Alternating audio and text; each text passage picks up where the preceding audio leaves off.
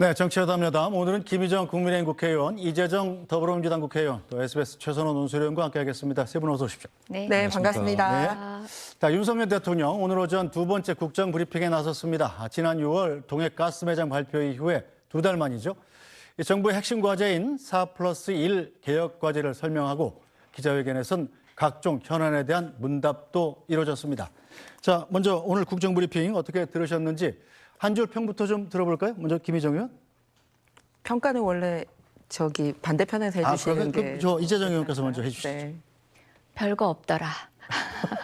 네. 그 대통령으로부터 기대했던 바가 있을 겁니다. 사실 언론들도 지금 굉장히 핫하게 관심 갖는 이슈들이 있는데 네. 대통령이 보통 이렇게 연설을 할 때는 그런 입장을 통해서 일거에 정리할 때도 있고 또 본인의 결단을 보여줄 때도 있는데 전혀 그런 이슈에 대해서는 언급이 없으셨던 것 같고요. 네. 특히 김건희 여사에 대한 부분이라든지 이런 말에는 너무 원칙적인 원론적인 말로 비켜가셨고 또 뭔가 할 듯이 보였던 그러니까 연금 개혁과 관련해서도 국회에서 이미 추진하고 있었던 내용을 반복하는 이상의 대통령만의 어떤 안은 못 봤고요. 특히 이번 8월 상임위를 통해서 보건복지위 장관으로부터 들었던 얘기를 조금 설명하는 정도밖에 없어서 별거 없더라라는 얘기가 사실 엄청난 아쉬운 평가입니다. 네, 좀 박한 평가가 나왔군요. 김희정 의원님. 저는 적절한 시기에 정책 설명회였다고 생각합니다. 윤통 입장에서는 4대 개혁 관련된 본인의 굳은 의지를 밝히는 자리였고요. 아주 기자들과 5개 부문의 질의응답을 자유롭게 하면서 정책에 대한 본인의 의지 그리고 궁금했던 사항을 차분하게 설명하시는 모습을 볼 수 있었습니다. 그렇기 때문에 그동안은 주로 우리가 너무 정치에 매몰돼 있었다면 오늘은 정책에 대해서 포괄적인 설명회 같은 기자회견이 잘 이루어지지 않았나 생각합니다. 좋은 정책 설명회였습니다. 네, 자 최선호 논술위원. 네. 이번 이제 국정 브리핑 형식으로서는 두 번째지 않습니까? 네. 지난번 이제 동해 가스 매장 발표 이후에. 네. 자 지난번하고 비교하면 형식 면에서는 어떤 점이 달라졌죠? 이게 좀 앞서 있었던 여러 가지 형식이 좀 섞여 있습니다. 그러니까 말씀하셨던 6월 3일에 대왕고래 프로젝트 밝혔던 첫 번째 국정 브리핑 때는 그때 되게 짧게 설명하고 질의응답 없이 그냥 갔습니다. 그런데 이제 오늘 한 거 보면 4월 1일 총선 직전에 했던 의료개혁 담화, 51분짜리 담화하고 5월에 있었던 2주년 기자회견, 그때 한 100분 넘게 이렇게 기자회견 했었는데 그 두 가지가 합쳐진 형태의 어떻게 보면 두 번째 국정 브리핑이었고요.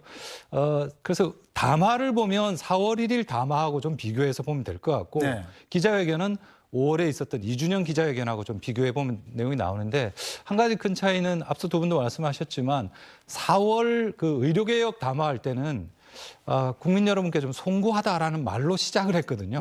물론 이제 내용은 2,000명으로 갈 수밖에 없었던 이유라든지 그 의료계의 어떤 직역이기주의 이런 걸 좀 비판하고 되게 강도 높게 이야기해서 그때 오히려 국민의힘 의원들이 좀 당황할 정도로 그렇게 의외의 내용이 나왔는데 근데 오늘 같은 경우에는 그런 송구하다 이런 표현이 전혀 없었습니다. 오히려 이제 개혁에는 저항이 따른다 라면서 되게 강한 의지 이런 걸 좀 밝히는 형태로 조금 톤도 좀 많이 달라졌다 이런 느낌이 들었습니다. 네, 자, 무엇보다 큰 관심사가 바로 의료개혁 문제였습니다.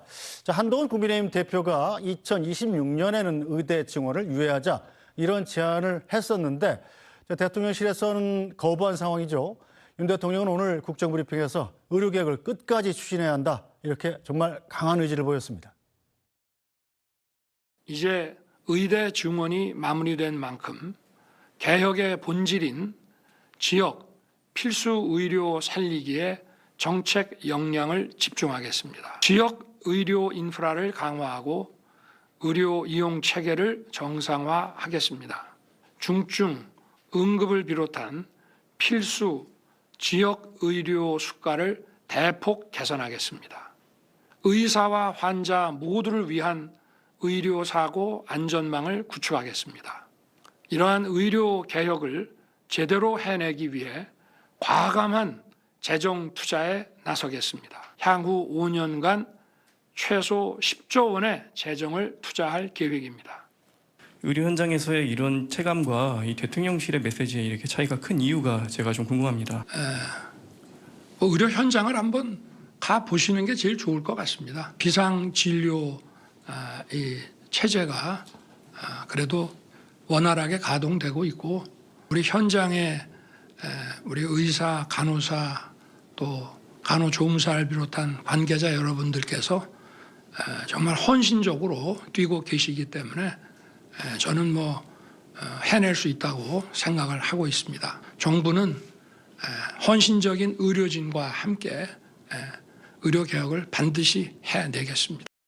네, 어차피 대통령의 기자회견이기 때문에 이 야당의 비판을 먼저 듣는 게 좋을 것 같아서 자꾸 이재정 의원께 먼저 질문을 드리게 되네요.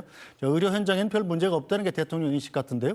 네, 저 질문하시는 분조차도 현장의 목소리를 얘기할 정도로 그 전제 사실에 있어서 많은 분들이 공감하고 계신데 역으로 다시 한번 의료 현장에 가보셔야 될 것 같다라는 말씀을 하시는 게 좀 민망했어요. 그리고 또 한동훈 대표 역시도 현장의 목소리를 전하는 거란 얘기까지 했었습니다. 그런데 대통령실 강하게 그 부분에 있어서 반발을 했었는데요. 이 의료개혁 문제가 뭐 당정 갈등, 사실 저희는 그것에 대해서는 크게 관심 없습니다. 다만 여당으로서 당과 또 대통령이 삐걱거리는 모습이 또 국민께 안정감을 드리지 못한다는 모습에는 또 국민적 관심사일 수 있겠지만 더 중요한 건 의료개혁 과정에서 빚어지는 여러 가지 일들에 대한 대통령의 아니한 인식이 염려되는 건데 지금 현재 대통령은 조금 전에도 의료 현장 잘 돌아가고 있다 얘기했는데 응급의료 현장에서 결국은 응급의료 예산은 원래 부족했다라고 하지만 작년 말에 뭐 580여 명 이르던